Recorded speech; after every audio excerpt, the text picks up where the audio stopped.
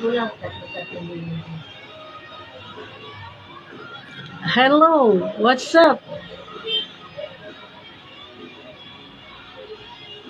Yes, andito muli ang inyong Atios. What's up, guys?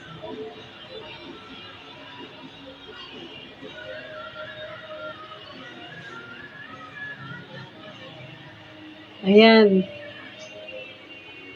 Nakikita mo ko, Che? Oo, nakikita kita sa ano. Ikaw ba nag-view? Hindi, nandito ko sa isang building. Ayun. Oh, pero ikaw ba yung nag-view? Walang pangalan eh. Ayan, guys. Nag-message na naman sa akin yung si Engineer. Engineer, sinagot ko na pa yung tanong nyo. Opo, wala po akong asawa.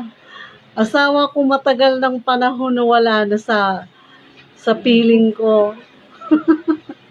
May nagmimiyari na po ng akin. Oh, pero married ako. Ang status ko married.